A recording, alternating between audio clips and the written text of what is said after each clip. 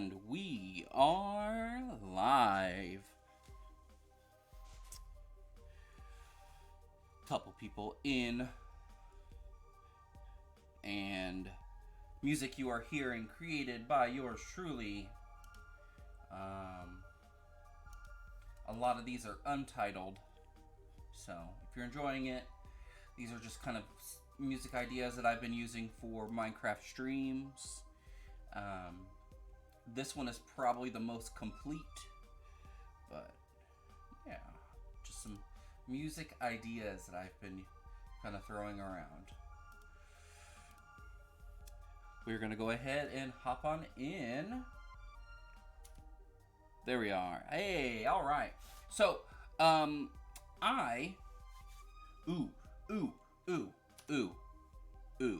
we have to talk. We have things to talk about because I did a thing. So I drew out my. Hey, what's up, Clawley? How are you?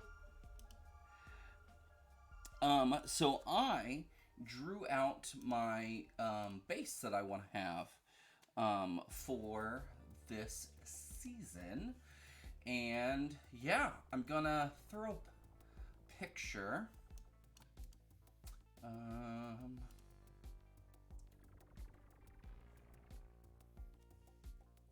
No, I don't want that.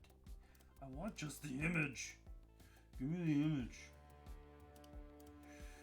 Actually, let's just do this. Let's just take a picture of that.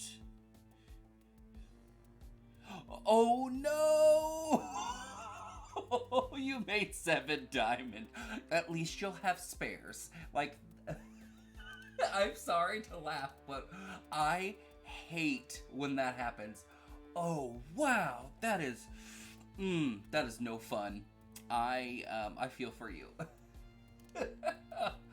Oh gosh, one for every day of the yeah. Just name them. You know, Sunday, Monday, Tuesday. Yeah, name them each day of the week.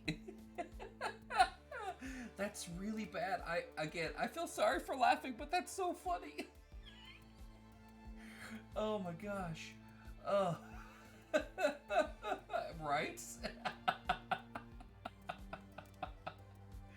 Oh gosh. Let's see. Where are my captures at? No. Captures.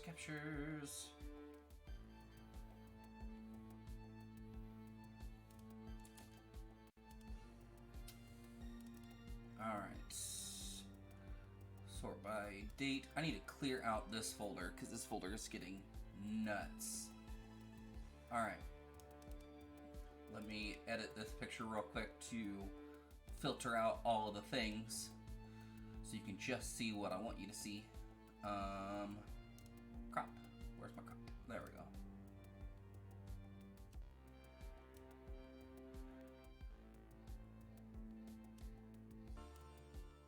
Ah!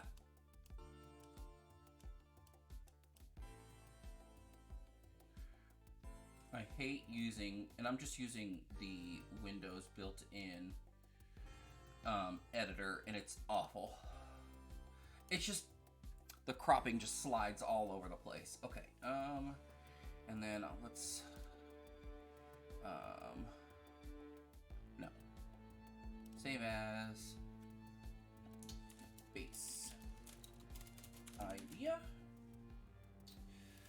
Just save it to downloads. Bam, bam. And then let's open up a, wait a minute. I gotta add a source. Media? No. No. Image, there it is. Okay. I always feel really bad. Add existing source? No. No. I need a new source. Let's do base idea. Hey, what's up, Dan?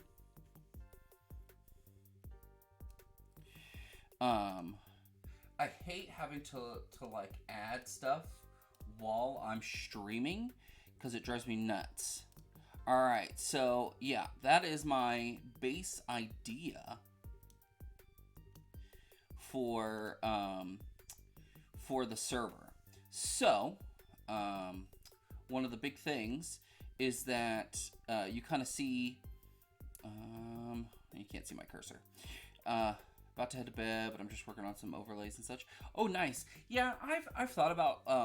I'm gonna be saving up for an iPad, and I'm gonna draw my own overlays, or like make them on Canva, which I have an affiliate for, so I use their stuff a lot. It's good stuff. But yeah, I've been thinking about making some overlays. I like space theme stuff with mine, so I've just been kind of finding some pictures. But yeah, I'm gonna make some stuff.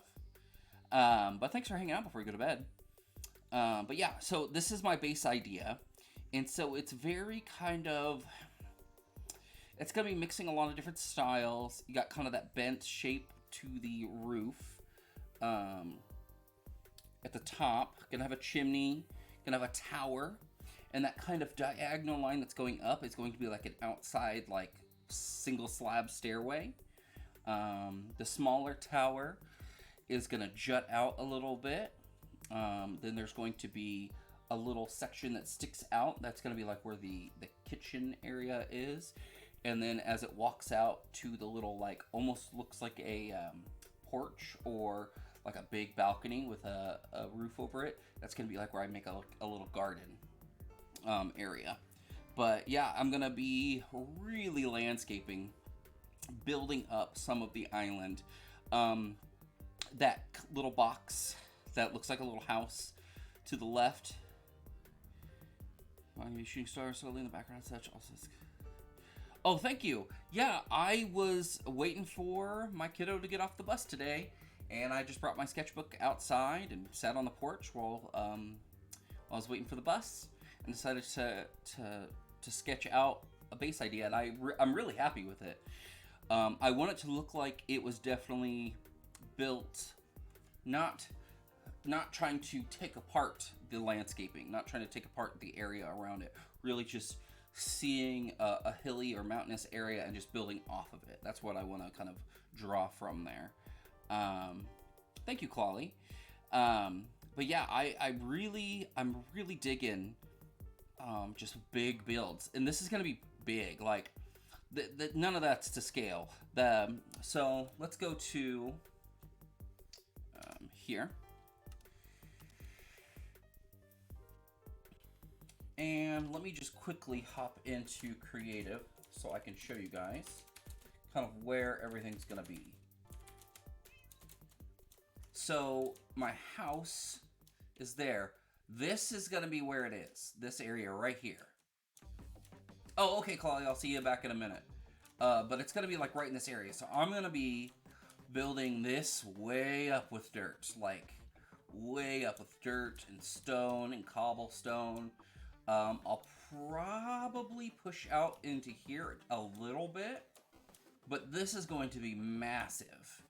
I plan on just the stairway starting about here. So it's gonna go bam, and then go up, and then go over, and then go up, and then go over. It's gonna be big. This is gonna be like, think like,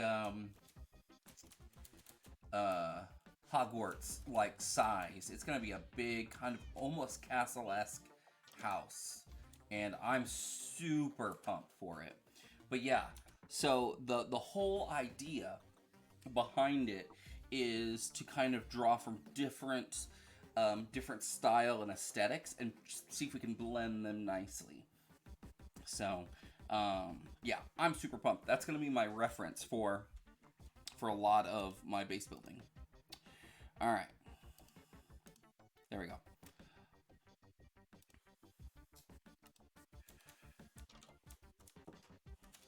All right. Thanks for hanging out with us a little bit, Dan.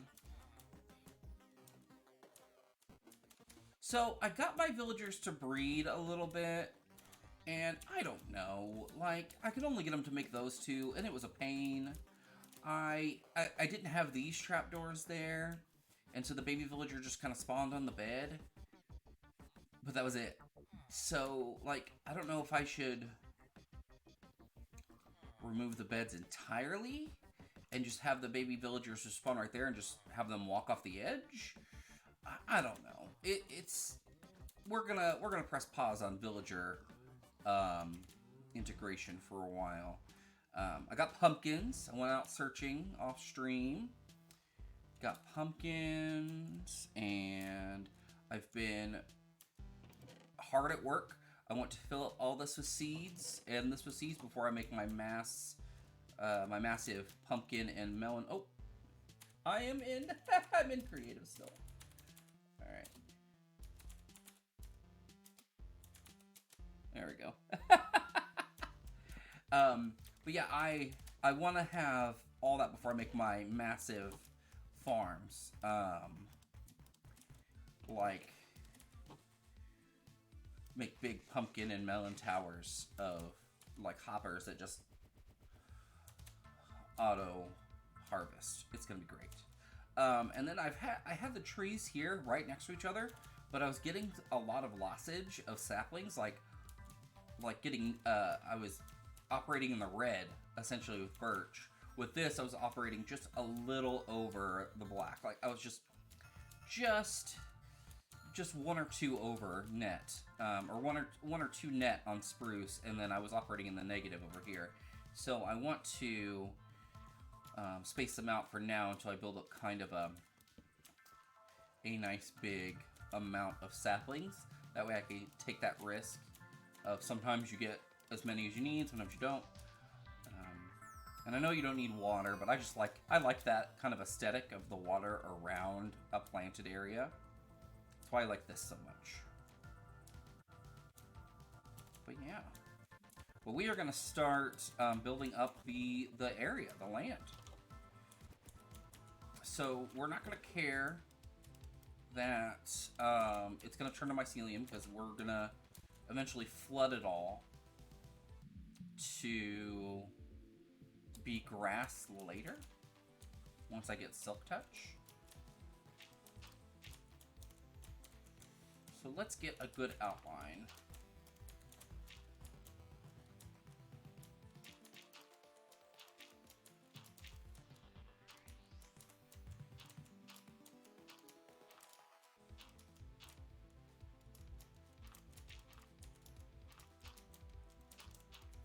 Let's see. How does that look? Oh yeah. Let's just make it just subtly come back a little bit. So it drops down. And then we'll go back here.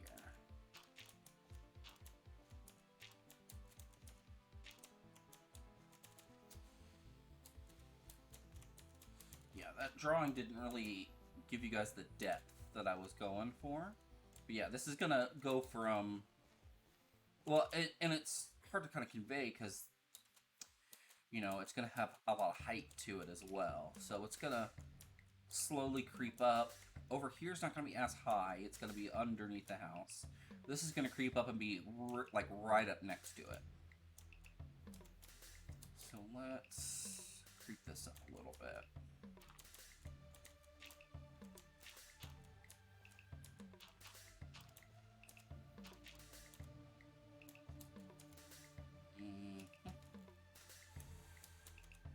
Beef this out a little bit.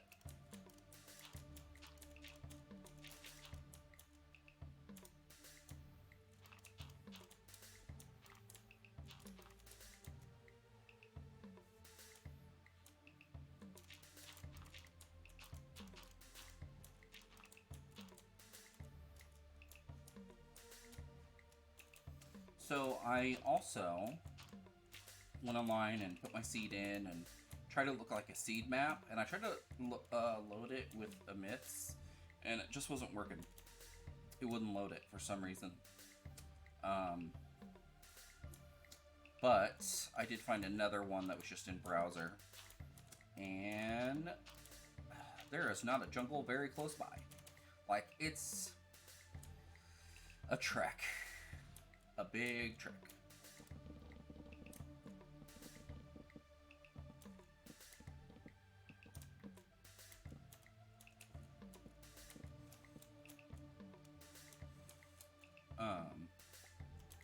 So I'm not excited about that. So I won't be able to get jungle trees for a little bit. I may go and venture off stream, since it's just going to be a lot of just me walking and trying not to die.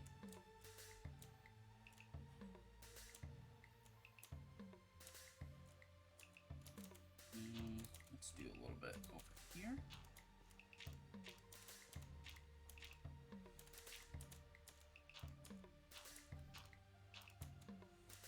We've got in bed with playing. My 3-year-old, she likes to wait until we put her in bed, and then she's like, she comes out all sweet. She's like, I gotta go potty. I'm like, all right, you go potty. So I feel ya. My oldest one, she always waits until it's bedtime, and then she'll come out like 4 or 5 times, and that's when she asks us like really profound questions. It cracks me up. She asks like really deep, hard-hitting questions, like, but she waits until, yeah, it's always like when their needs have to be met at that point. Ooh, Clawley.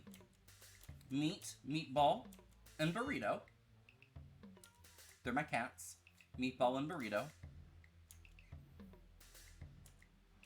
And then that is Francisco, and Dorado. Oh! I only have one name tag, but I saw on Exuma's playthrough. Give me some of those. That there is kind of a thank you. There is a way that you can name at least the axolotls with just a bucket of water. So let me get in here, and then yeah, you name them in their bucket. I didn't know that. I have an anvil, and I was waiting to do it on stream so I could talk about it. But yeah, this one. Oh, they're not in their colors. Wait, hold on. Okay, that's Dorado.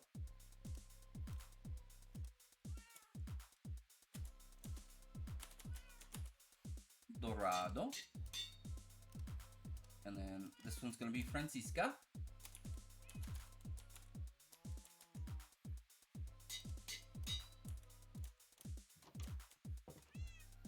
Ugh.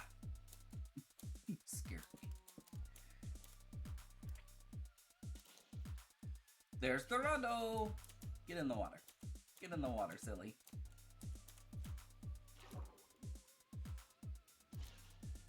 Oh no. Oh no. I just put that on the glass.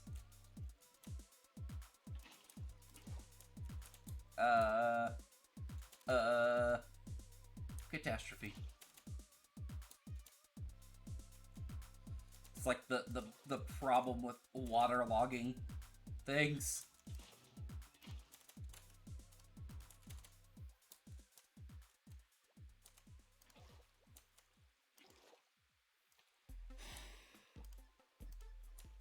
Okay. Just stop it. Just stop it. I need you to stop it. Don't you laugh at me, Clawley.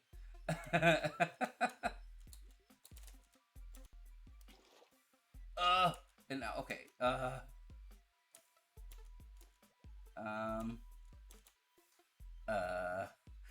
stop it. Stop it. It's not funny. It is very, very not funny.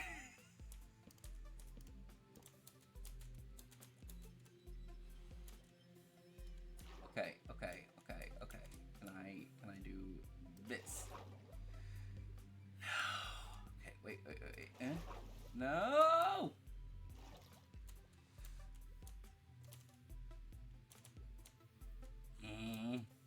Now I'm frustrated. Okay. I think I know what to do. Okay, what we're gonna do is we're gonna break the glass. Where's my other glass? No. Yes. We're gonna break the glass. And then we're gonna block it up with blocks. There we go. Nope.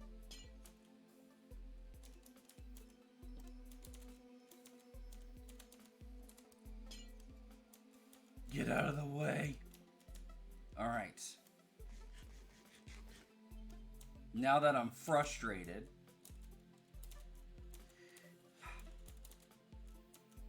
I'm blaming you for this, Clawley. You're being a butt.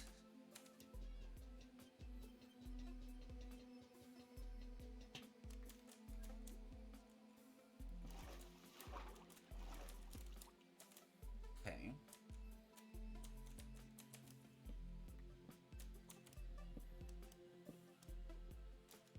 I'll gladly take the blame. I always knew about you, Clawley. You would take the blame. Okay, let's put that back with water. So we can make those... Well, I guess we don't have to necessarily make those source blocks.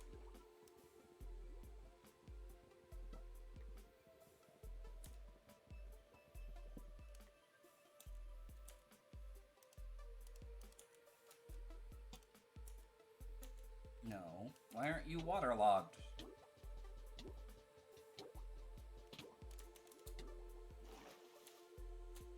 Is it because that's not a source block? Okay, let's make you there, and then put you there. There. Okay. That was fresh. Oh, we have to do the other one. You're Dorado. You're Francisca. So... There we go. We gotta name Francisco. You're laughing at me again. Okay. Bucket of axolotl.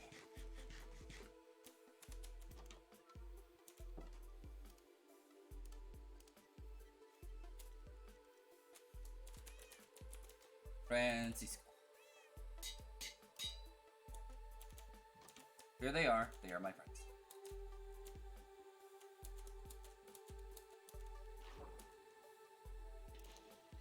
Yeah.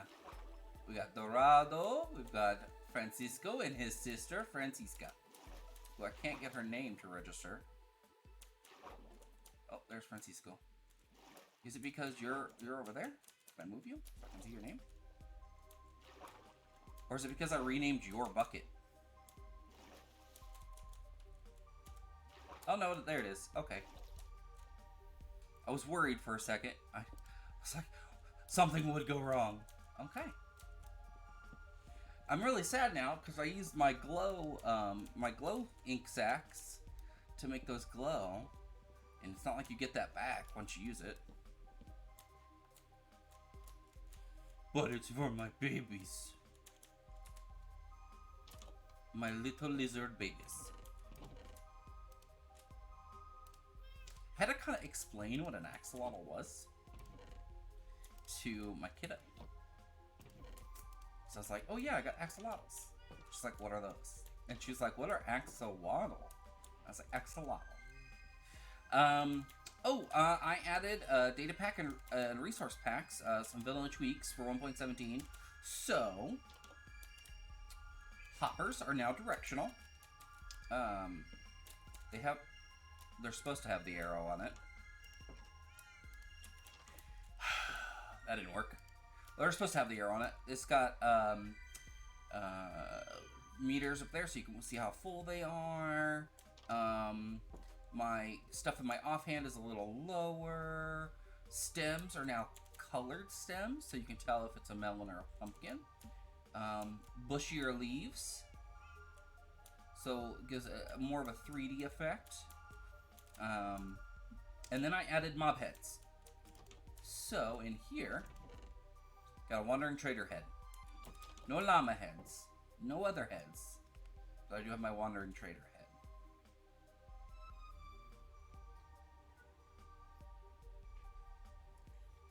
And then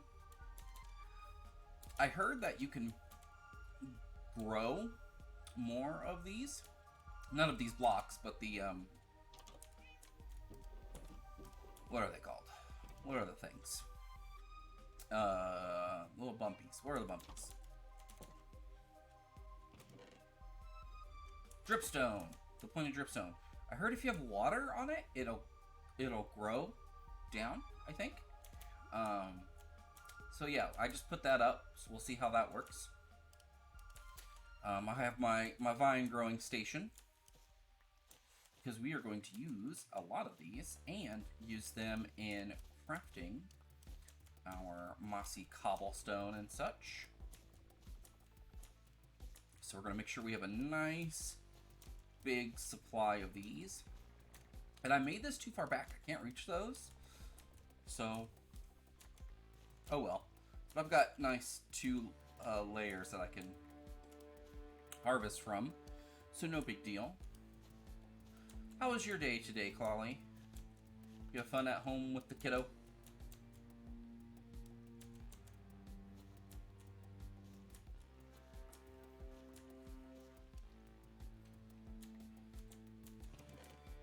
Bam. Check on our cactus. Getting pretty good there.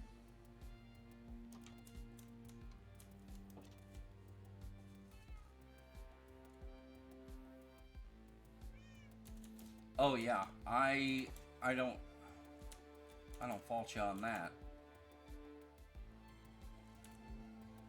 I got my kiddo off the bus at like 3 our time, and I hung out with her for a little while, and I was like, sweetie, I need to take a nap. And she's like, okay. So she watched TV. I took a nap on the couch, and then she likes to like come up to me and get like real close. It'd be like, Daddy, I'm hungry. I'm like, go get a snack. You're big enough. You can get in the pantry. I was like, just don't eat like a whole bunch. Just go get yourself a little snack, some crackers or something. She's like, okay. It's like, okay. Close my eyes again. 10 minutes later, I'm bored. It's like I don't know if I can handle you right now. So I was also working on kind of repairing. Yeah, and it wasn't like I wasn't frustrated or anything with her. I was just like, why do you wait until I'm asleep? It's like all the answers are gonna be yes, unless you're like trying to destroy the house. But I'm glad that she asked, you know. I've been trying to restore some of the sand and sandstone here. So there was a big hole and a big cavern. So I've been slowly kind of piecing it together. I'm gonna try to make this village look nicer. And since this is a sand temple that kind of merged with a desert village, we're gonna try to make this and blend it nicely. So I thought this was a cool way to blend this in, was just having very mirrored both sides, very balanced look. We're gonna clean this up in here and just make sure it's functional, it looks good. We'll probably put better lighting in eventually instead of just torches. Something a little bit more for the aesthetic. Maybe some hidden lighting to keep mobs from spawning, but still keep it kind of moody. But yeah, I really want to really blend the fact that these kind of generated into each other. I want to blend that. I want to use it and kind of capitalize on that that generation a little bit with the design.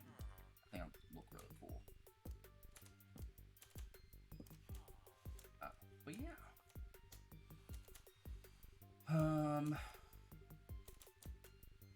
And I still have lots of villagers trapped. And there they will stay.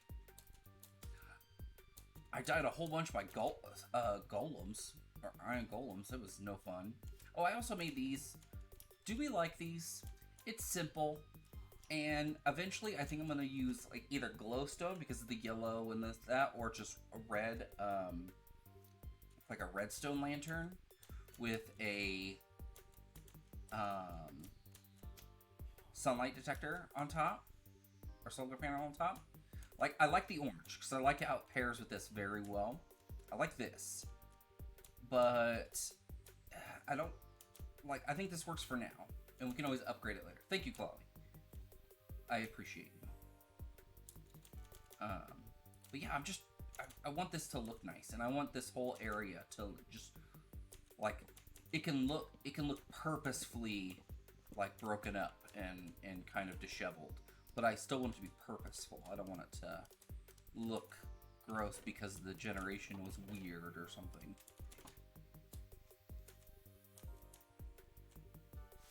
Alright, we need more dirt. Which means we are going to go boating and find more dirt.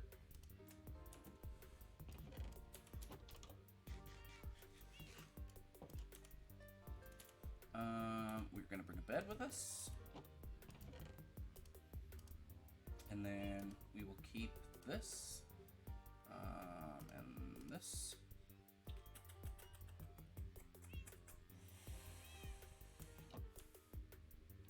Yeah, I think that's going to be okay. Need a boat. We need a boat.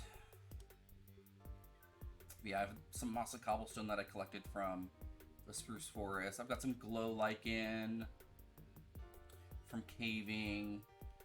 Just killing things.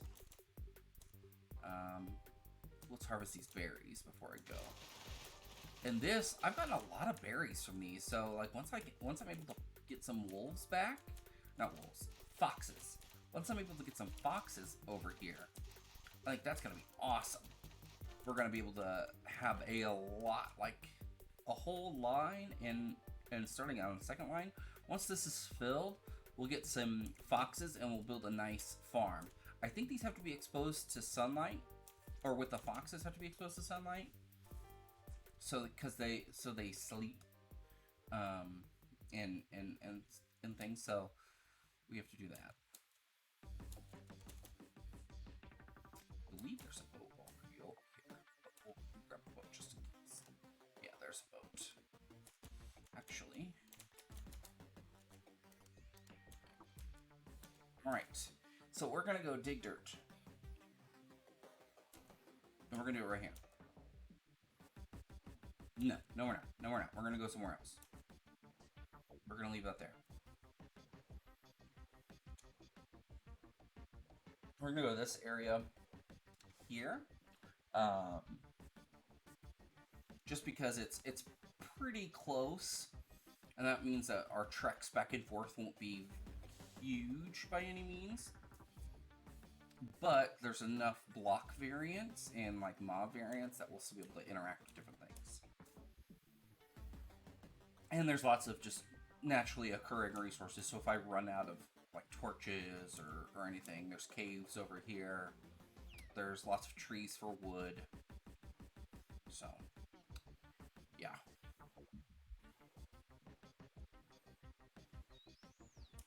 And there's turtles.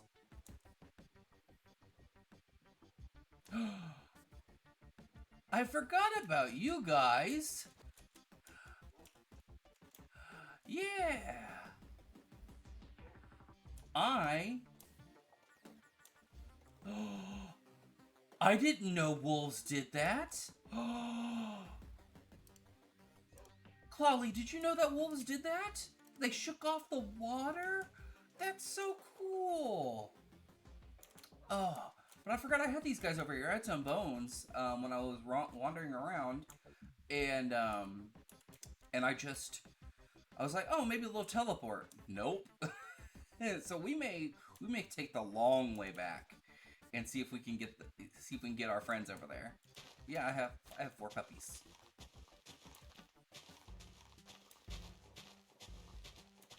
Yeah, we're gonna wreck this whole place. It's gonna be gross.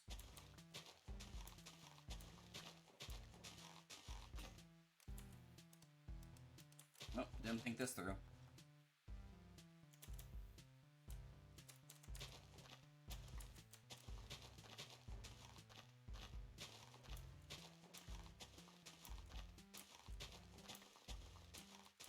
I really didn't know that they did that. That was a change that happened that flew under my radar. Like, did not know that at all. How have I not picked up one of the dandelions yet? You know what would be nice about the dandelions is if you could eat them. Can you eat these? Because you can eat dandelions in real life.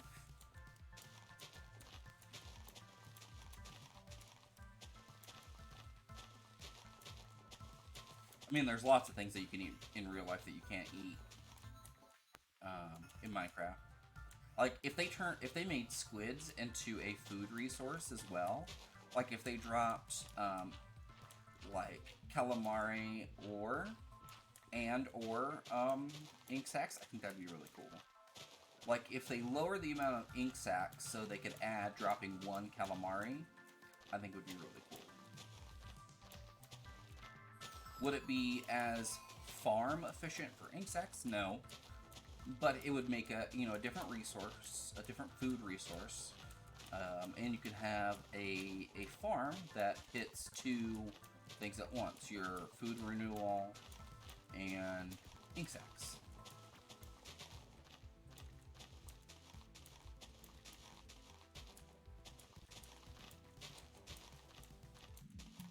It would definitely be something that, like, I think Nims would not enjoy if they did something like that, because it's not, like, mechanically efficient to do that. But I think aesthetically and, like, for immersion's sake, having animals that the animals that you can actually consume in the real world being something that you can consume in Minecraft, I think it'd be a great way for, like, immersion.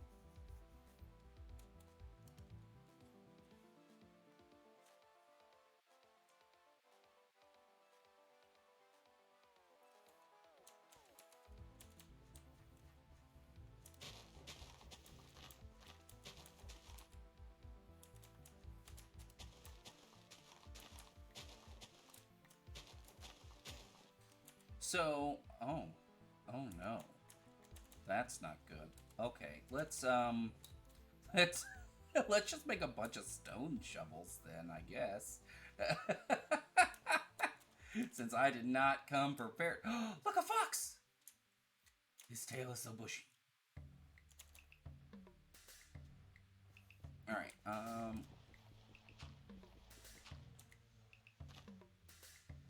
so I like to play, like, D&D and stuff, and the guy who made D&D, his name's Gary Gygax. He has since passed, but his son started up a company to kind of revitalize what D&D used to be. And he has said that D&D now has become, like, too quote-unquote woke. And people are not having it. And I mean, like, the guy is entitled to his own opinions, but especially with this the latest edition of D&D 5th edition, it's still plagued by a lot of the problematic issues of really classical, like, Tolkien-esque racial problems in D&D. It's still plagued with those, but it's kind of it's they're doing small steps in the right direction. I feel like, and for a lot of people it's not enough, and that's completely valid. Because I mean, by the time you hit your 5th edition in 2020, you're releasing, I think it's Tasha's Cauldron of blah blah blah or whatever. Pretty much says, hey, if you don't like the racial stuff, just ignore it. Which isn't a fix. It's kind of like giving a non-answer for things. So I feel like the fact that they're addressing it is a step in the right direction. But, without a complete overhaul or people just homebrewing the game anyway, which they kind of already do, it's not going to evolve anyway. So Gary Gygax Jr., the son of the guy who kind of created the Dungeons and Dragons tabletop game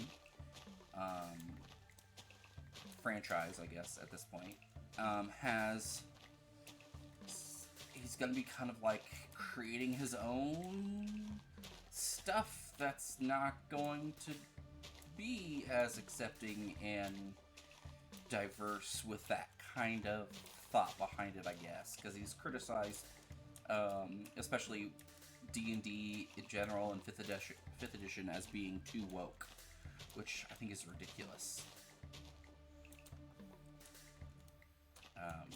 I mean, a game that you want people to play. I mean, even if you think about it, like, let's address it like it is. You know, it's a business. Now, if you are thinking as a capitalist, how am I going to get the most money out of this product? You want it to hit as many demographics as possible. And right there, he just kind of alienated a lot of people who are the people who play, who really play D&D habitually, are a lot of people in a lot of like the marginalized groups. So especially a lot of queer players, have criticized a lot of the stuff. A lot of players of color have criticized a lot of the stuff in D&D. So to kind of alienate that market, I feel like is bad business anyway. But now if we address it, as we should, as a human issue, yeah, that's just not being very nice. Like, he is just not very nice. Yeah, I don't know, like, because a lot of the politics that are kind of interwoven into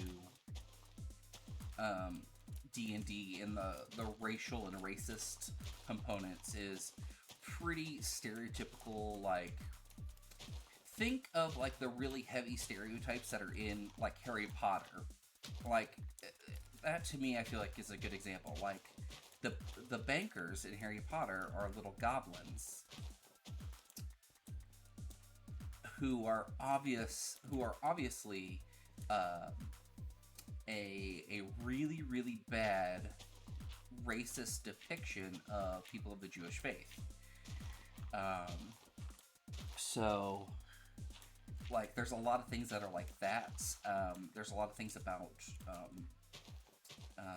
like the Drow, which are like the dark elves, who are black in skin color, being kind of analogous to people of color into like, and there's a lot of things about like colonization and stuff like that, of how certain species or races in D&D are kind of more ruling class, and how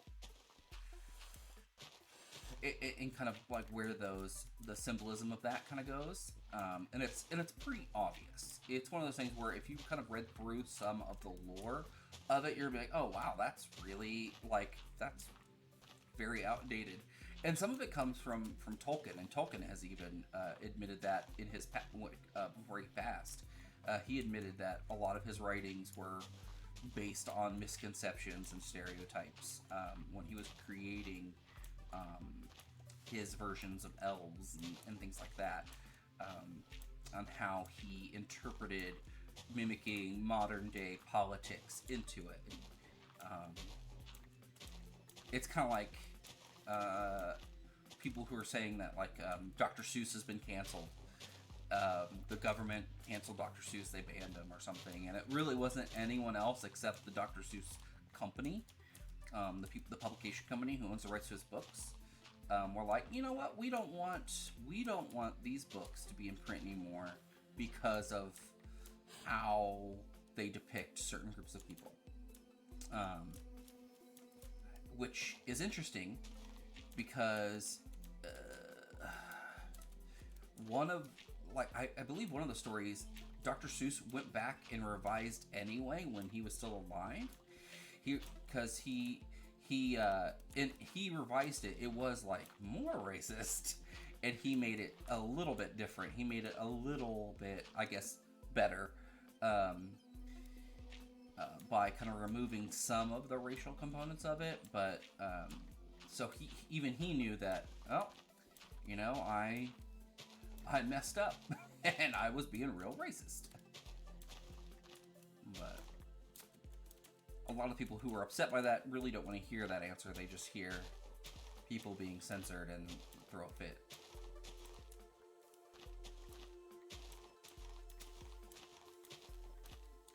But I mean, if they're concerned, if one of their concerns or one of their concerns is money, the market will either prove them right or prove them wrong.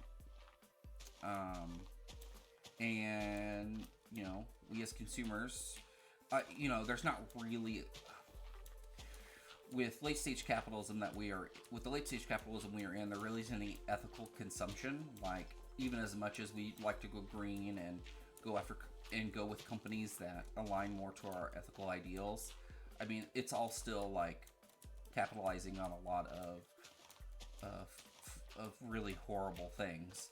So we could only be as moral as as the people around us on that kind of stuff. So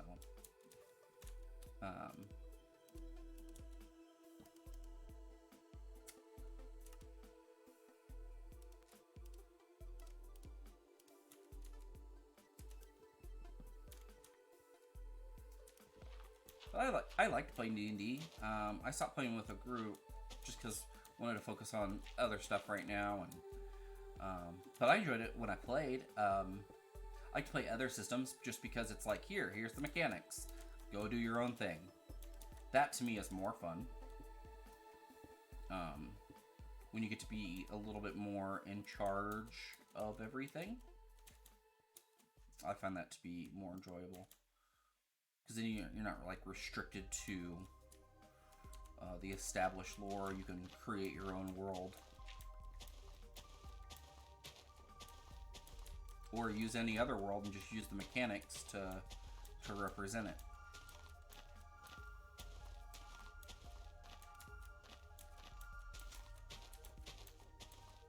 When we go and drop off these, we are going to make iron shovels.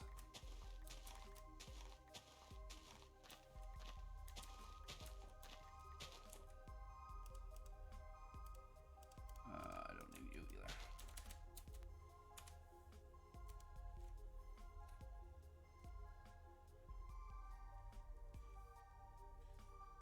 Oh, Clawley, I have a question for you. Have you been following any of RetroCraft this season, season 8?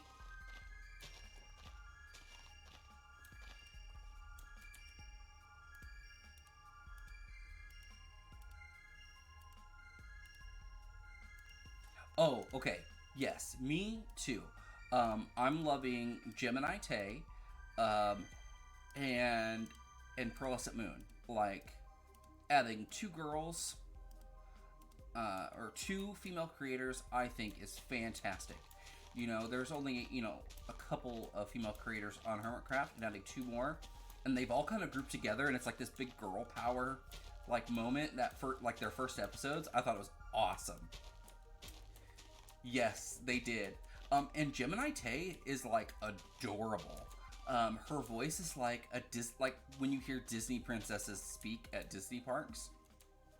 She sounds like that, and I'm like, oh my gosh, I think I found the YouTuber who plays Minecraft that will be perfect for my 6-year-old. Because she already likes Minecraft, but now she's got someone who I feel like is going to be the perfect person to like lead her into it, with under the female gaze, and I think that's going to be fantastic.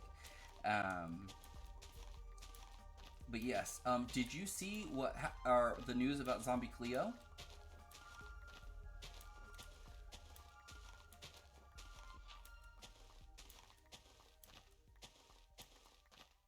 She quit her teaching job, and now she's full-time YouTube and Twitch. She's a full-time content creator. And she announced it today, and she did a live stream, and she went from like having a couple hundred people to like close to 1,000, and then 2,000. Like, it was crazy how many people were throwing support at her. The first 15-20 minutes of her stream was just her rapid fire reading off new subscribers and people gifting subscribers and donating, and it was probably one of the like the most epic moments on Twitch I've ever seen. Like, you could hear her welling up as she was streaming, like completely emotional moment, and it was like well deserved, and it was just one of those really cool like Minecraft community moments, because like her little community was really showing her that, you know, she can support herself full time. I like her too. I just love how sassy she is. She is like one who puts up with no one's like fooling around on the server, and I love it. And Pearlescent Moon is like that too, and I'm dying every time I watch their videos. I'm just cracking up because they don't put up with any shenanigans, and if any shenanigans are happening, it's them doing it. And I love it.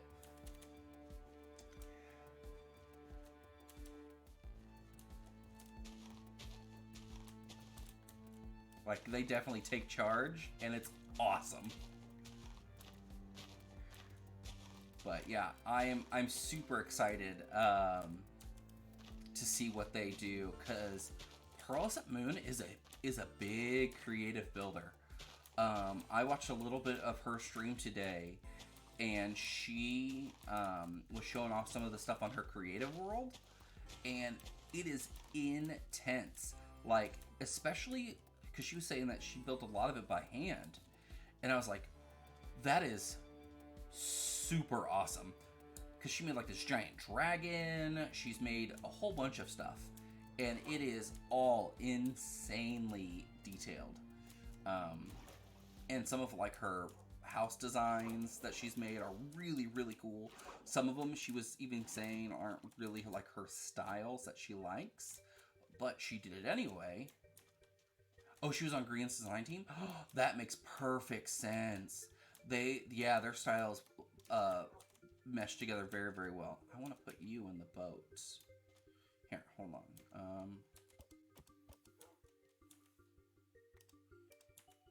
Okay. There we go. I want this back.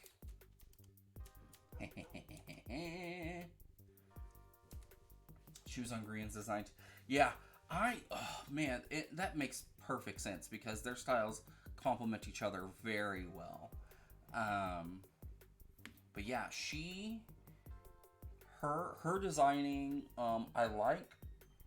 Gemini Tay just jumps right into making stuff, and I think that's really neat too. And hers is very much like building like an aesthetic, and I dig it.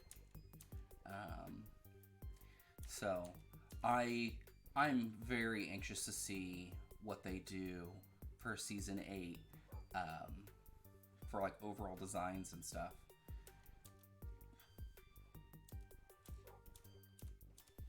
But they've got a lot of hermits now. And so like with Gemini Tay and Pearlescent Moon, like how many people does that make that I now watch on their design for Hermitcraft? Let's see, I watch Mumbo and Exuma, Grian. I think I watch all the girls. Zombie, False, Stress. Now, Gemini, Pearlescent Moon. I watch Impulse and Iskall. I watch 10, which I think is a little under half of the total hermits. And they all release like I see. I can't, I don't think I can watch all of them. I don't know if I have the, like oh no, and I watch Doc, so that's 11. ZF, I watch every once in a while. Scar, I watch every once in a while. Where are you at, puppy? Puppy, where'd you go?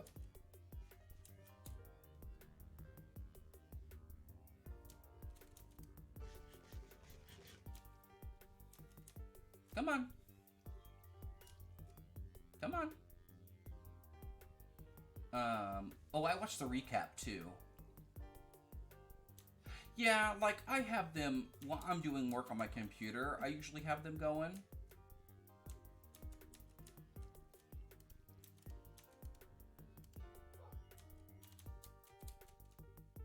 Did you just eat my steak?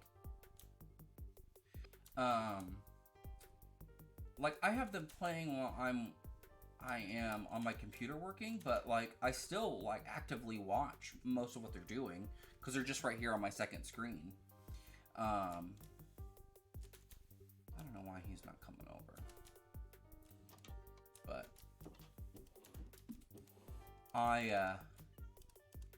man, I'm trying to think now who don't I watch? I don't watch Tango anymore. I don't watch Scar. I should watch Scar. I want to watch Scar. I don't gel. It took me a while to get into the way Exuma makes his videos. For some reason, I just don't gel well into it. And Doc is like right on that line with me.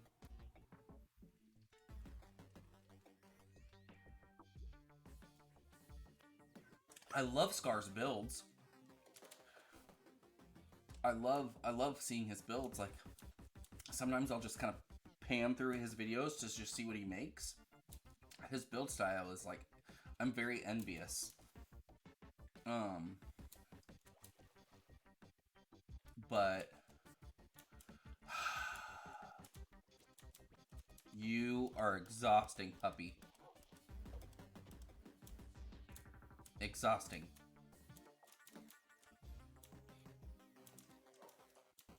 Come on.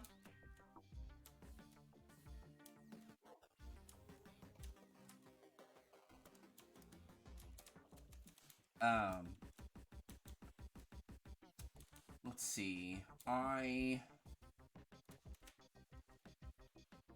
Ren, I used to watch. I feel like I watched him. I didn't watch him in 7.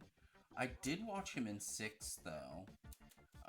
And Ren is another one of those where just the way he makes videos, I feel like is not... It just doesn't gel with my personality very well.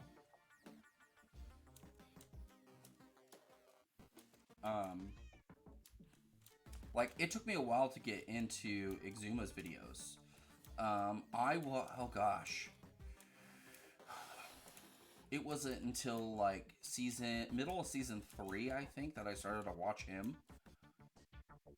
Maybe 4? Because Mumbo was my first hermit that I started watching. And then I branched out. Like, every season, like, I've added a new hermit that I actively watch. But yeah, I watch all the girls. All 5 of them now. Which is awesome. When we ran together. Oh my gosh. Like, their Bodum thing now. Like, I have no idea what's going on half the time. Their Bodum stuff is just ridiculous. Like, in the best way. I love it. They are definitely having a lot of fun. I watched the recap so I can get a feel for what the others are doing too. But when they, it's hard to watch all of them because there's like 23 hermits, something like that. There's a good amount of hermits. It's something like 20 some. There's no time to explain. Get in the boat. Yes. Yes, it was perfect. I they are cracking me up. Um, I've been watching Zuma's live streams on YouTube because he live streams a lot, like when it is like 2 or 3 in the morning or something here. Because I think he live streams later in the day in the UK, and it's 26. Okay, so I think I watch 11, so not even half. And you watch all of them? Well, has TFC released a first video yet? Because he is like truly a hermit. Like, hosts rarely, interacts rarely. He's like one of the true hermits in in that group. Um,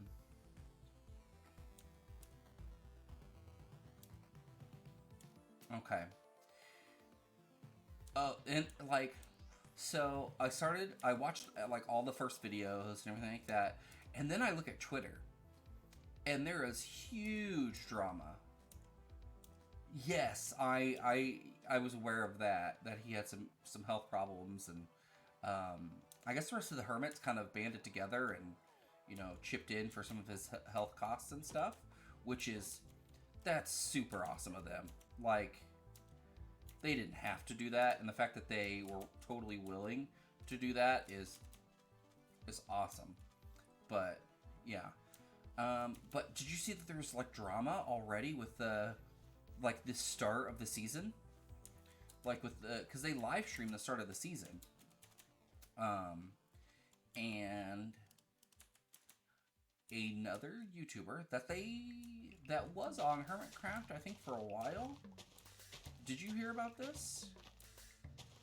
Um, he was he was streaming the he was streaming Hermitcraft, but like making make fraudulently representing the fact that he was on Hermitcraft. So people were like gifting him subs and stuff, and he was on Hermitcraft before. Like, he's been a hermit before.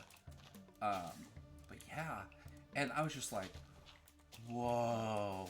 And a lot of the hermits kind of responded saying that they were just kind of more disappointed than mad. And they were just upset because people had gifted subs and spent money, kind of showing him support and stuff like that. Yeah, I was like, oh, dude. And I guess he did it like in his perspective, I guess he did it because he thought it was a joke. Which I mean, I can see how you thought that would be a joke. To me, that would be okay as a joke, but like when people are actually giving you real money, then that's when the joke needed to stop. Like, at that point, I'd be like, no, no, no, no, no, no, no, no. This is me messing around. Do not give me money. Like, I think there was an obligation at that point to come clean, like, immediately, and I don't think he took that opportunity quick enough. It was kind of like already too late.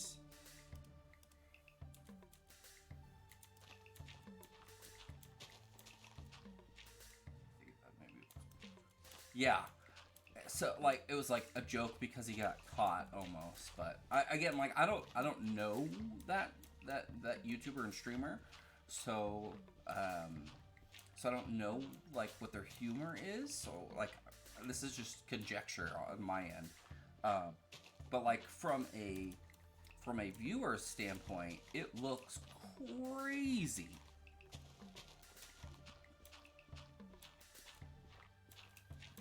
It was very intense.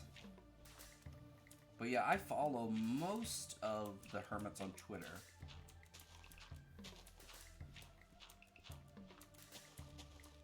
I definitely follow the new ladies, because I want to show them as much like support as I can. Like having more people represented on Hermitcraft, I think is a good thing. So showing them overwhelming support,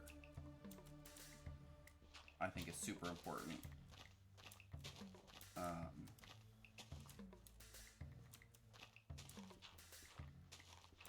Especially with, like, because gamers and gaming content creators has been um, kind of a male-dominated arena, um, you know, which is strange because, like, women game, like, it's just, it's a strange, well, it's not strange, like, we know what it is, it's a good old patriarchy, but, um, especially since women are very underrepresented in the gaming community, I think being able to have a lot of representation, I think is important.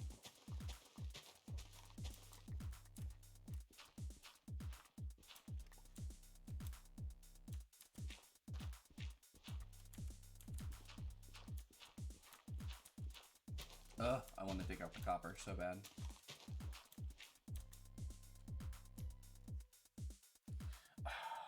You know, and the sad part is that, like, 9 times out of 10, you're probably right. Like, that's the super really sad part about it, is that you're right. Um, you,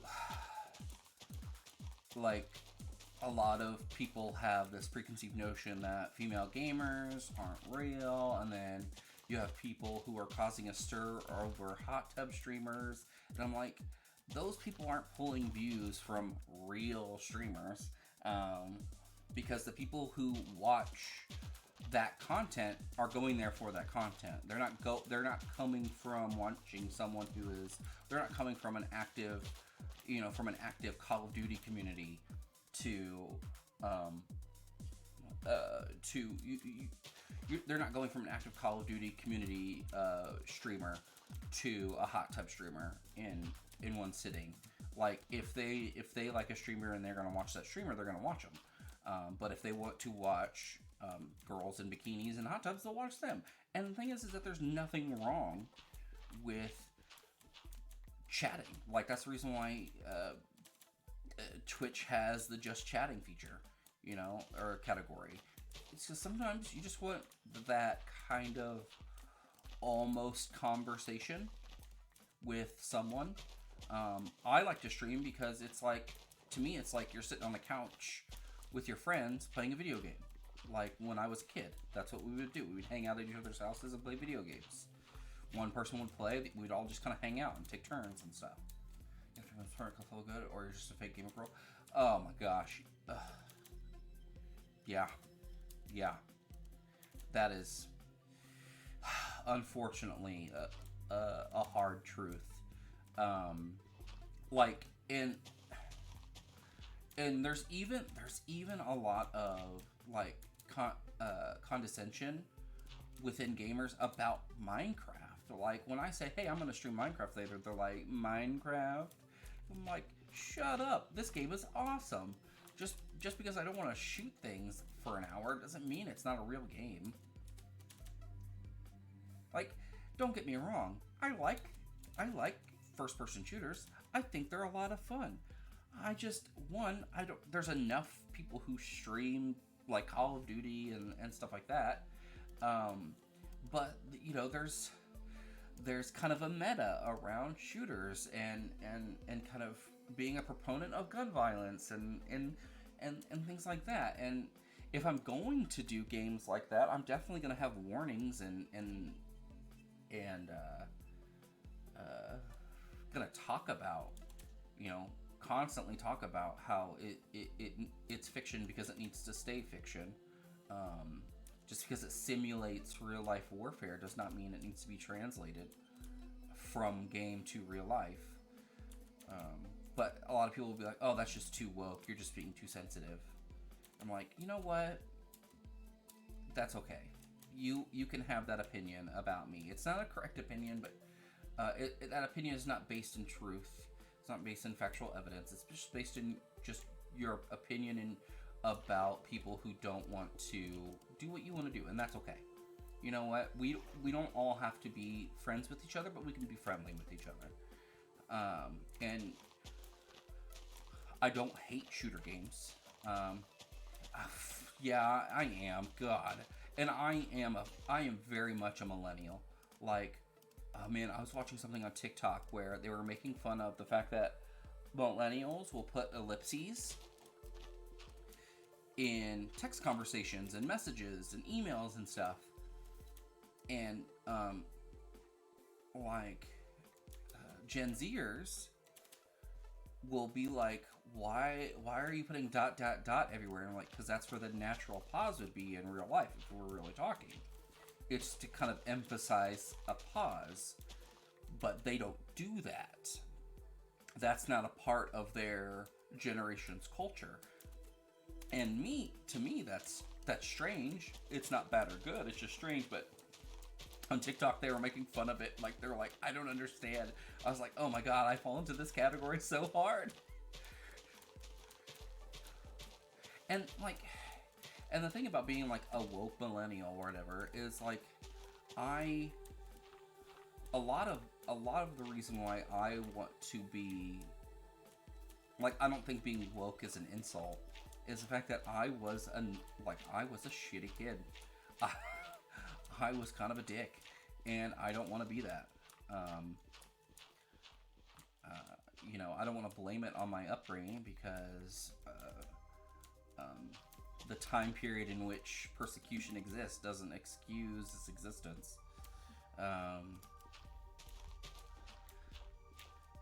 You know, back in the 90s, you could, as a white person, get away with saying certain racial terms, and you could, as a straight person, get away with saying certain homophobic terms, and so on, and but that doesn't excuse that kind of behavior. And I'm trying to be better than what I was when I was a kid. You know, I don't want to be a hateful kid, you know, raised in a hateful environment. I want to grow from that environment and do better. But yeah, wokeness. My least favorite thing is when people use woke as an insult. I'm like, you know what the opposite is, right? Asleep. Like, you're just sleeping through change. So, like, to say that me being woke is an insult is just saying that you are, like, it's essentially confirming your ignorance through bliss.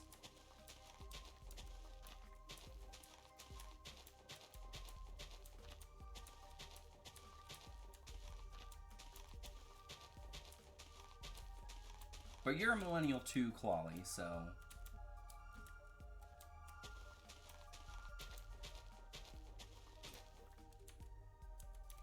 You don't have much room. I mean, you have room. It's there. Put a bed down. Pick out a nice rug. Install a shelving unit. There's room there. But you don't have much room. It's a small room.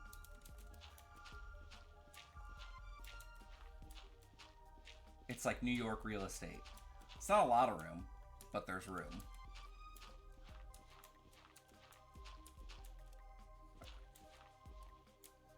Alright, have a good night, Clawley. Have fun with the kiddo. Have a good weekend. Be well.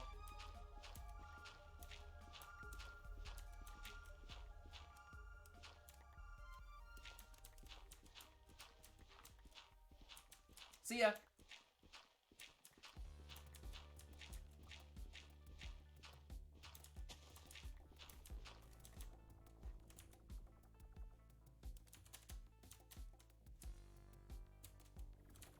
Ooh, we're almost full up. Almost. We are getting there.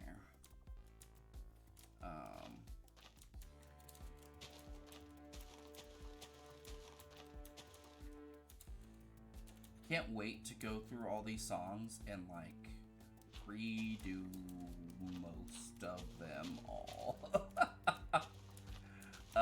The bad thing is, it's like, I made these on my phone, and I have an iPhone. I have an iPhone 10, and I haven't felt the need to upgrade.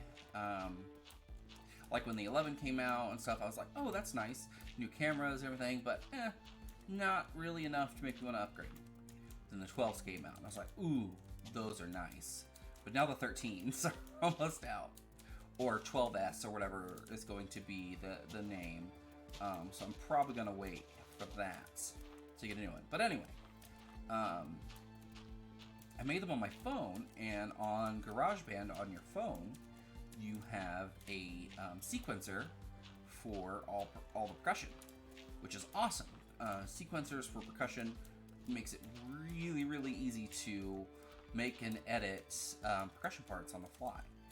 But on the Mac version, on the Mac OS version of GarageBand, they don't have the sequencer, which is annoying. I mean, I can just make it on my phone and then just airdrop it to myself, but that's a little tedious.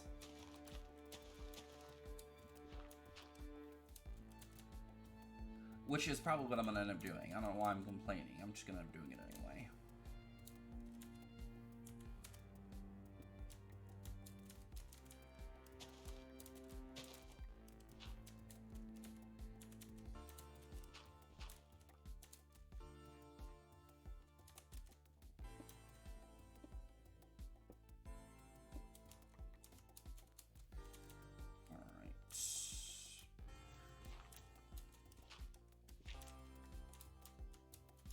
But I really want to make all these is playing on the keyboard on my phone is not good. It takes so long to get anything built on there. And I have a MIDI keyboard for my Mac, like a little one. It's like a little 22 key, I think.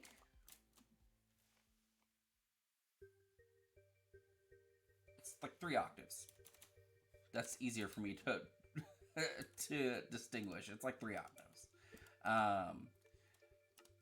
which is totally, you know, I'm not a great keyboard player anyway, so being able to facilitate what I need on there is fine. You do a little bit more, be a little bit more nuanced in my chord structure, have more finer control over it. It'd be so good. And it's like I can only do like just triads on my phone. It's really hard to do anything more diverse than that. So I can actually do, you know, full 7th chords and everything. Which again, I'm not a great keyboard player, so it's going to be me kind of doing it chord by chord anyway, but I'll have a little bit more control when I do it. Yeah. Alright, got a puppy in our boat. But this will fill up our barrel, so we're gonna have to put some chests out, I believe.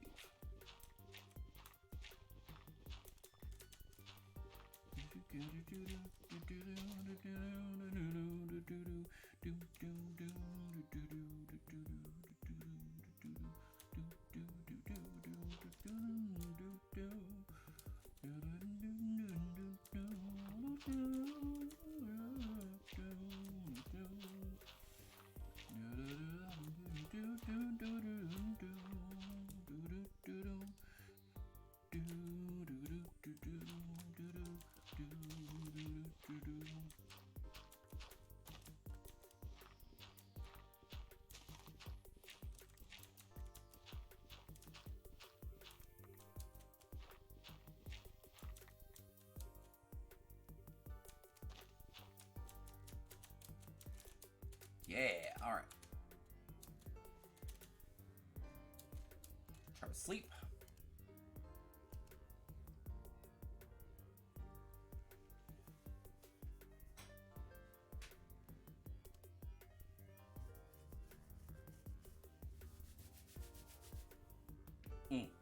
Oh.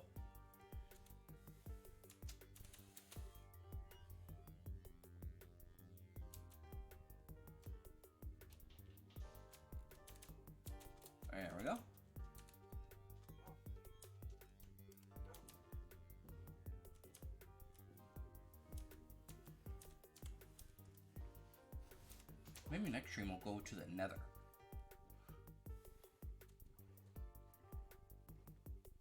Whoa! Dolphin just flew right over our heads.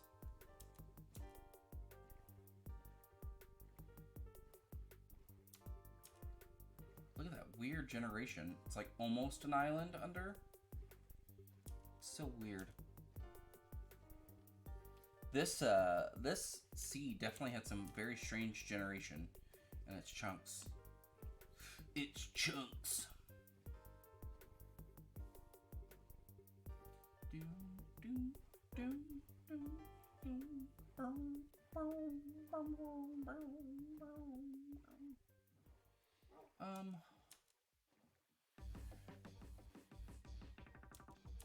My house is gonna be like this whole part right here.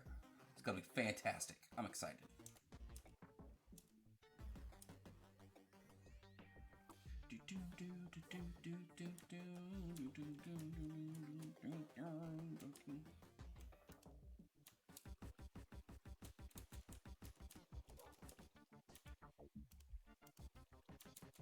All right, come on, pups. Come on.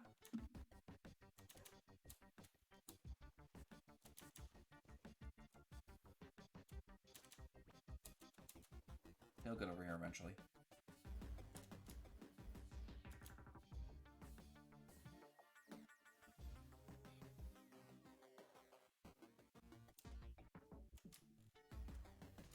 What are we gonna name these guys?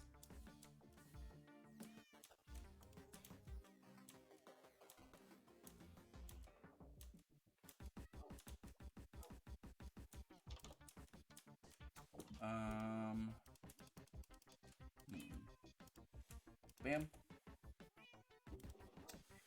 So you are full, so we need chests. And we have them.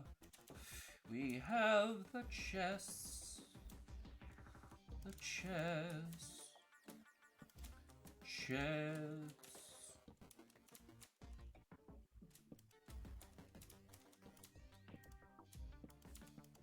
There we go.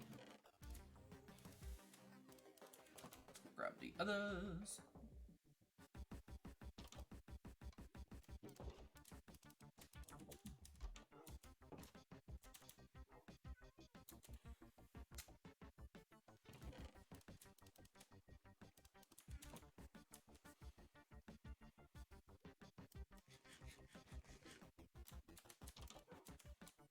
And right there. Come on.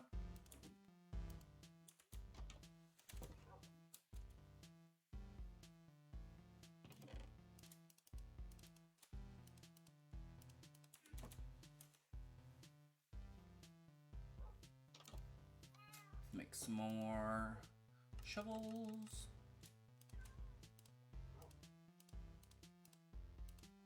I feel like that's too many. Oh well. Don't care.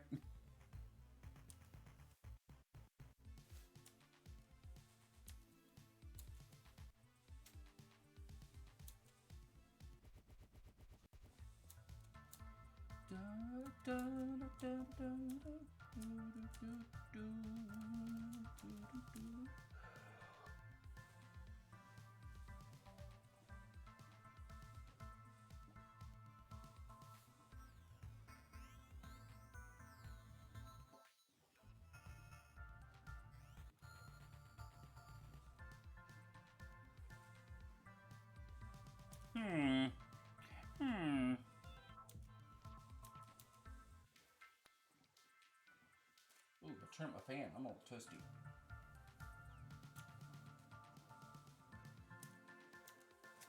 Toasty. Toasty.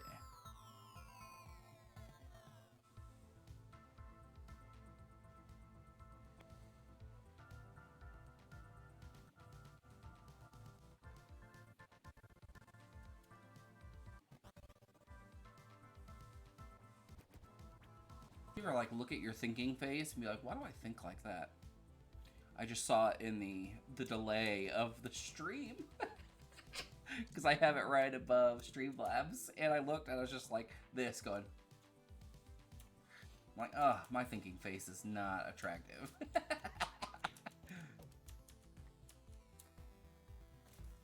Fantastic. Let's move you out of the way, sir. Thank you.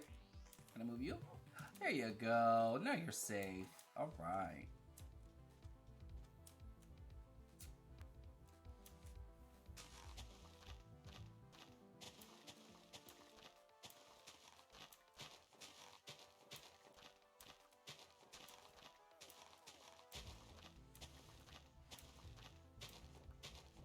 Just tuning in, getting dirt to make a mountainous area or hilly area for my house build. It's gonna be a good time.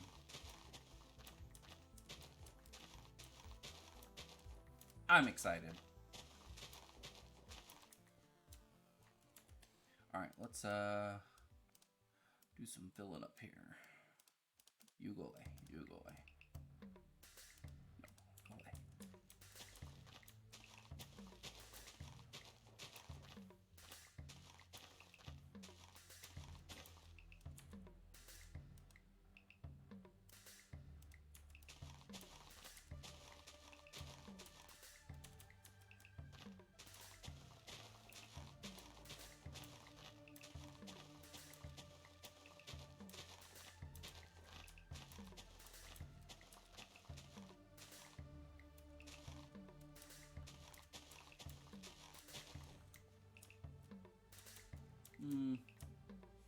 I don't know why I did that. It's just gonna be a pain. There we go. All right. Yeah, let's just carve down into here then.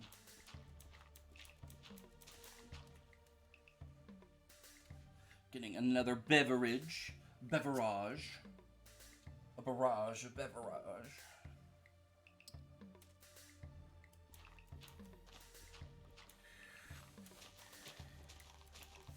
So, I may do some more streaming of this tomorrow, which would be Saturday or Sunday, after here. Today's Friday. But I don't know yet. I'm really digging this this season of RetroCraft, so I'm just kind of in a good... I have good momentum. But I also want to play more Stadia, because I started Jedi Fallen Order, and that's a lot of fun, so I may do that.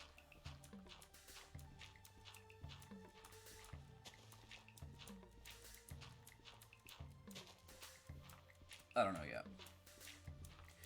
I will say, though, when I was playing on Stadia, I don't notice it very often, but when I do notice it, the input lag is... it's tough.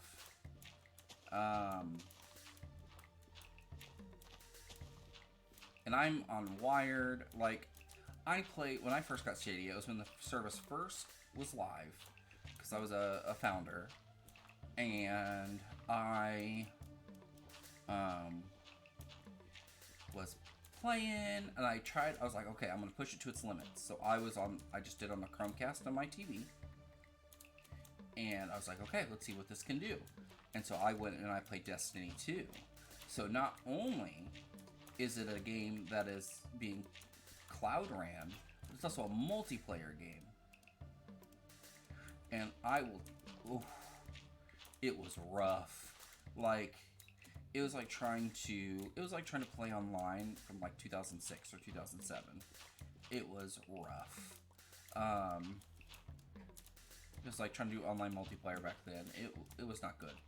But since then, I've played on my PC with wired connection, and I've been having great results. Some games where input lag isn't as necessary. Sometimes where it is. Like, I was playing, I wasn't playing multiplayer, like I wasn't playing against anyone in Challenge Showdown, but I was playing a fighting game, and the input lag was negligible most of the time. Like, I only ever felt the input lag, like, very rarely.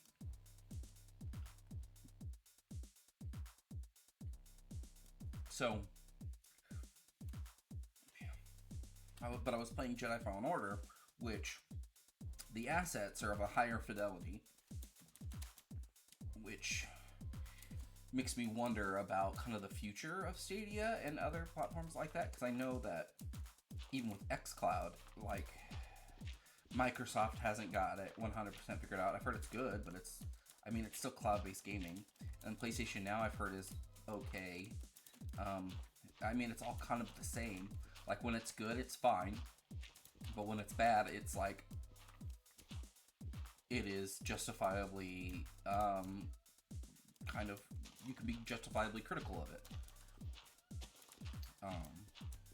Because especially when it's gaming as a service,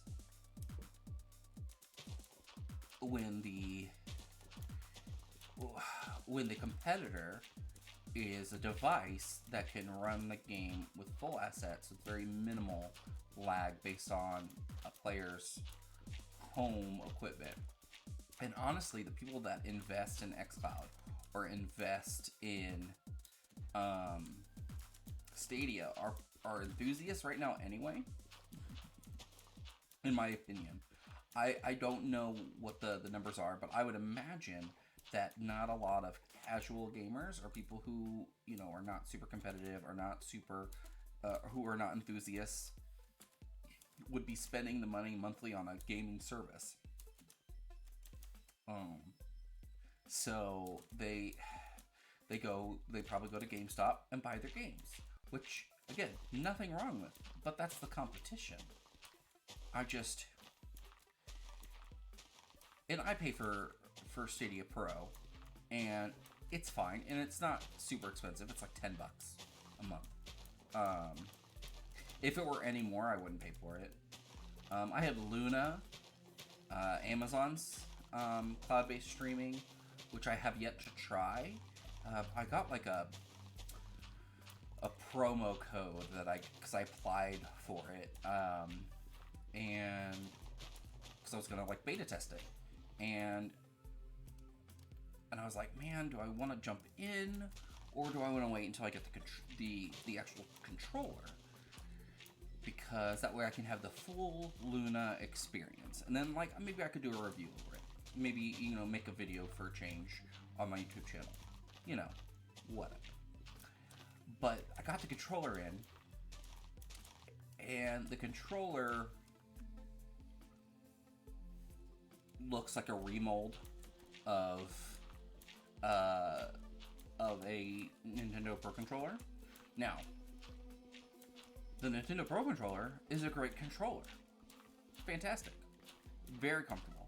The Stadia controller, it's a new mold.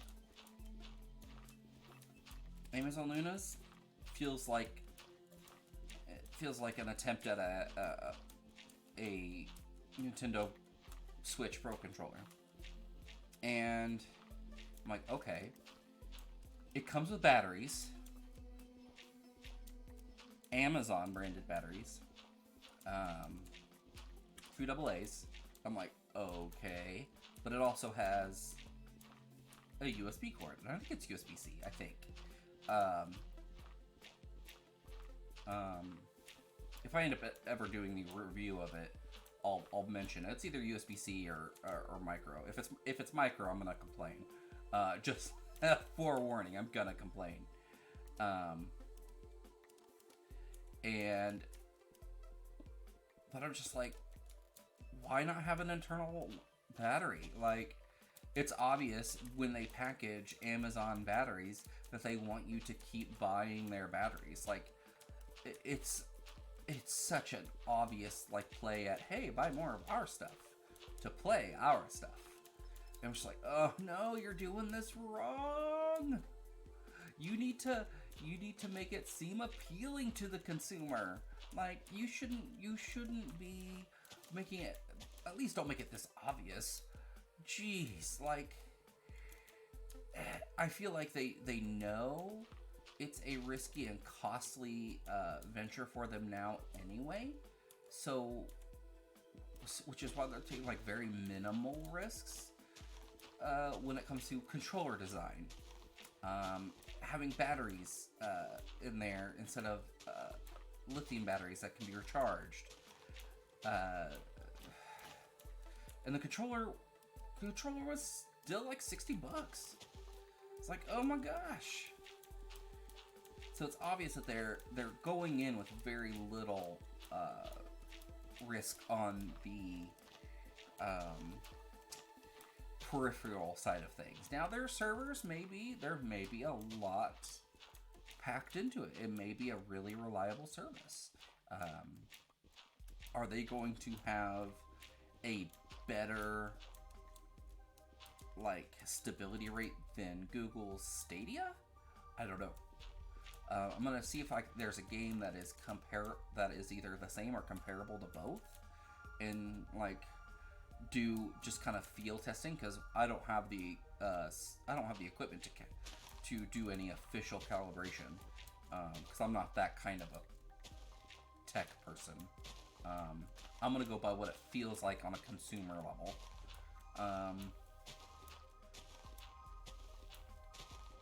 But I'll take internet speed tests at the time, and I'll probably end up doing them back to back since it's all cloud-based. Like with Stadia, it's in browser, which is fantastic. I just have the website bookmarked, and I just go and click on it and choose what game I want to play, and then pair my controller, and then I'm good. But with Luna, you download an app, so it's kind of like the Twitch launcher of stuff, but it's like the Amazon Luna launcher, which is fine. I think that's a very nice way to offer something different. Offering it in browser, I think would be fine, and I think you can do it in browser. I know you will be able to, like on phones and stuff,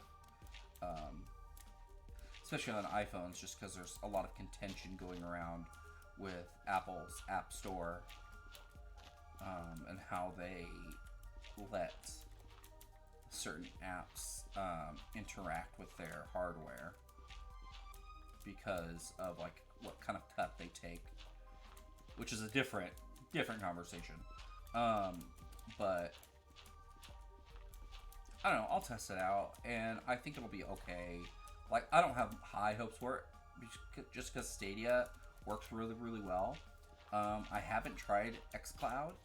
I don't have a Series X, and I probably won't get one for a while, just because I have my PS5, and I love that.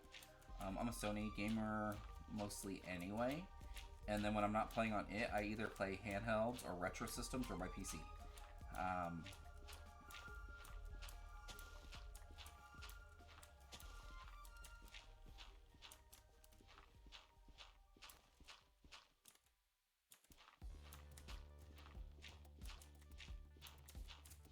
But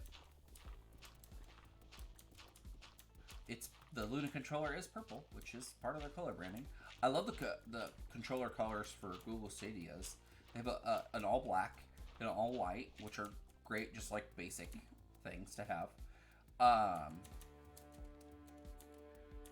But they also have a green. They call it wasabi green. I call it mint green. And then they have their kind of midnight blue, and it's got orange, which blue and orange works really, really well, and I think it looks great. It's like the Founders controller.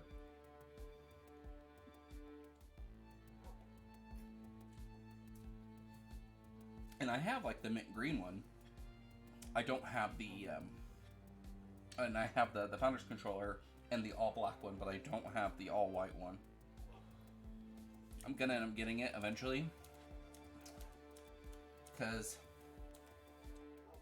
I like having all the controllers, and if Stadia fails, collector's items. That's another reason why I wanted to buy the Luna controller, is, kind of future-proofing the collector side of my personality.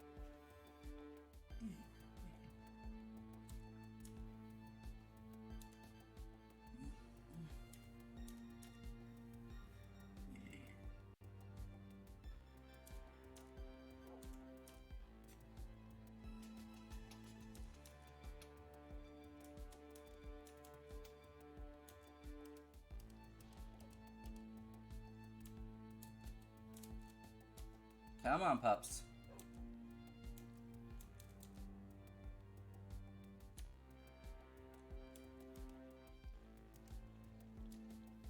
Come this way.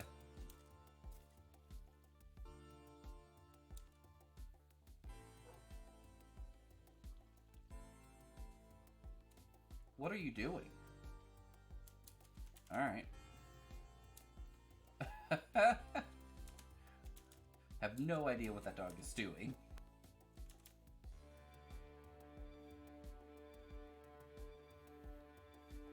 There you are. All right, fall over here. You are gonna go over here, next to the other puppies.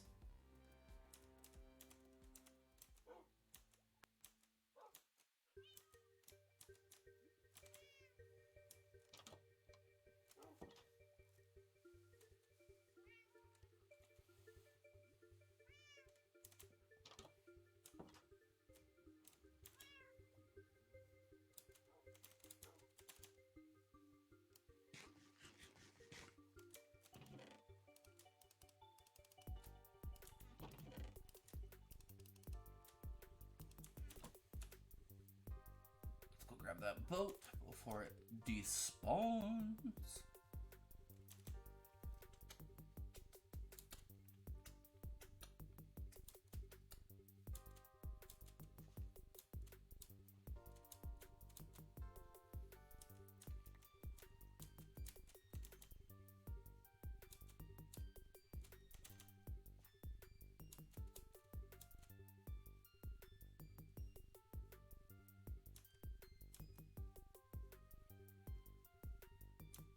Is this growing at all? I want to look into that. Maybe it has to be like flowing water? Flowing water? Might add more up there. Let's breed up some of these guys.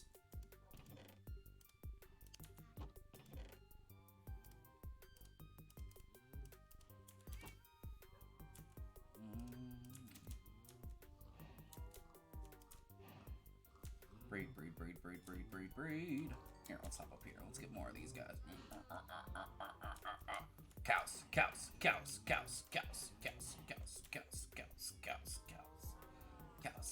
Okay, that's disorienting. Whew.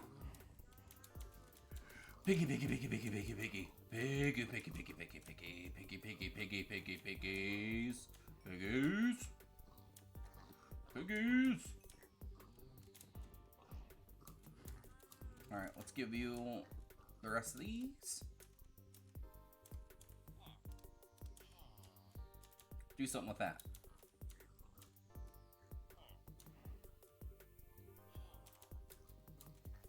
Did you come out from there? If so, impressive. I see love hearts.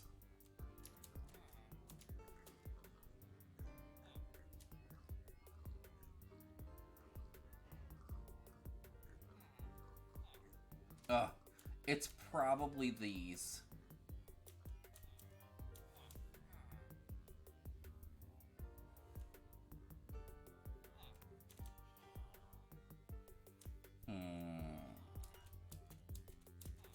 Maybe if I put the beds further out? No, that doesn't make any sense. Should I drop them down one? I don't know. Oh, look at that. You made it back in. Fantastic. Harvest you.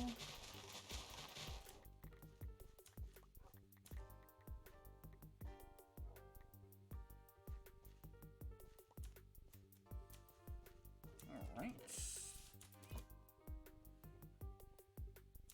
You guys all bloomed? Alright. Love harvesting these. No. Oh, I didn't double. I didn't make 100% profit on that. That's okay. Not every harvest has to be a grand one. Okay. We've got one more puppy over there. That's fine. Ooh, there's some XP. Thank you.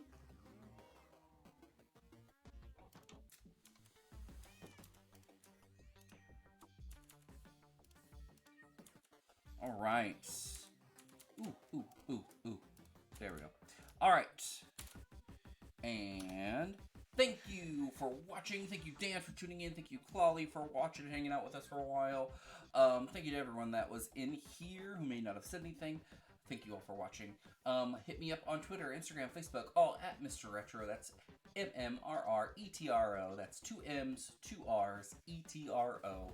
Also, if you're watching on YouTube, thank you for watching all the way to the end of the video. If you liked it, hit that like button. If you want to see more, hit that subscribe and even that notification bell. But thank you guys for watching. Catch you guys later. Bye-bye.